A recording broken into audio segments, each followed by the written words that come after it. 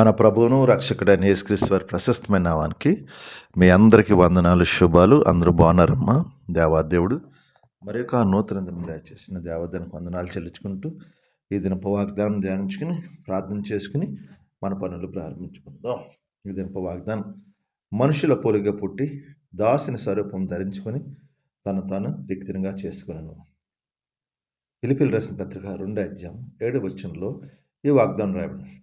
దేవాదేవుడు దాసుని స్వరూపం దాల్చుకుని తను తాను రిక్తునిగా చేసుకుని ఉన్నాడంట. ఎవరు? యేసుప్రభు వారు తండ్రి కుమారుని స్థానం విడిపించి మన అందరినీ కూడా ఆ యొక్క నరకం నుంచి, పాపం నుంచి రక్షించుటకు ఆయన ఎలాగొచ్చిన మనుషుని రూపంలో, దేవుని రూపంలో వస్తే ఎవరు కూడా పట్టించుకోం. మనుషుని రూపం మనం భయపడతామని మన రూపంలో వచ్చి మనకి బోధించి మాదిరి చూపించి ఆయన తాను రిక్తునిగా చేసుకున్నాడు. మరియు 8వ మరియు ఆయన ఆకారమందు మనుషులకు కనపడి మరణం పొందినందుకు ఆయన శిలువ మరణం పొందినందుకు విధేయత చూపించిన వాడే తను తాను తగ్గించుకున్నాను. ఎక్కడి వరకు నేను ఆకారం మనిషి కనపడి మరణం పొందిన శిలువ మరణము భయంకరమైన వేదన, శోధన. ఎందుకంట తన విధేయత అంటే దేవుడు తన తండ్రి ఏదైతే చెప్తే అది నెరవేర్చుడుగా ఆయన ఇచ్చాడు. అలాగే మనం కూడా దేవుని చిత్తం మీద నెరవేర్చితే మనం కూడా దీవించబడతాం. మనం కూడా అందుకే అక్కడ ఏమంటున్నట్టే అందుచేత పరలోకమందున్న వారిలో కానీ భూమి కింద ప్రతి వారి మోకాలు వేసినామని ప్రతి వారికి వేసిన శృతించమన్నట్టు దేవుడు గొప్పగా హెచ్చించేసాడు ఆయన. అప్పటి వరకు ఎప్పుడు ఎందుకని తను తగ్గించుకున్నాడు. శిలువ మరణం పొందినంతగా మనుషులు పోలికి పుట్టి దాసుని స్వరూపం ధరించుకుని తను తాను రిక్తునిగా చేసుకుని శిలువ మరణం పొందిన తర్వాత అన్ని నామాల కన్నా పైనామము యేసు నామం అయిపోయింది. కాబట్టి ఈ వాగ్దాన సహోదరుడు సార్ నువ్వు తగ్గించుకుంటే దేవుడిని నెచ్చేస్తాడు. గొప్ప కార్యాలు అన్ని జీవితంలో జరుగుతాయి. అటువంటి కృపాదాన్ని మీ అందరికీ దయచేయండి గాక.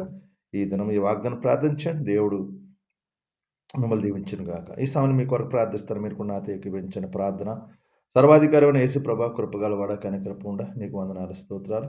మరొక నూతన దినం దయచేస్తూ ఈ దినం అంతా మేము చేస్తున్న మా చేతి పనులు, మమ్మల్ని, మా యజమాని, తోటి పని వారిని అందరినీ దీవించండి, ఆశ్రయించి మా చుట్టూ మీ కంచెని కోపుతుందా యజమానుల ద్వారా, తోటి పనివారి ద్వారా ఈ కూడి జరగకుండా సహాయం చేయండి. ఎవరైనా బలహీనలు బిడ్డ ముట్టండి, స్వస్థపరచండి.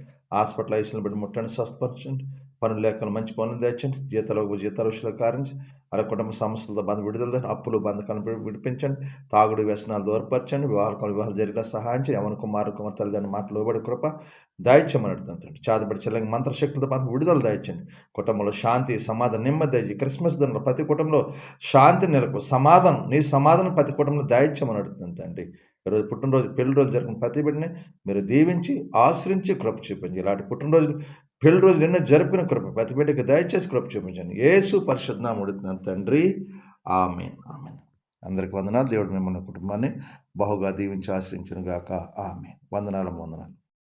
ప్రభు నామంలో ఈ వీడియో వీక్షించిన ప్రతి ఒక్కరికి జీసస్ స్వస్థత ప్రార్థనా మందిరం వారి ప్రత్యేక వందనాలు తెలియజేసుకుంటున్నాము. మరి ఇంకెన్నో సందేశాలు, వీడియోలు, సంఘ కార్యక్రమాలు మీకు అందుబాటులోకి రావడానికి పక్కనే ఉన్న సబ్స్క్రైబ్ బటన్ని ప్రెస్ చేసి బెల్ ఐకాన్ని కూడా ప్రెస్ చేయాల్సిందిగా కోరుకుంటున్నామండి.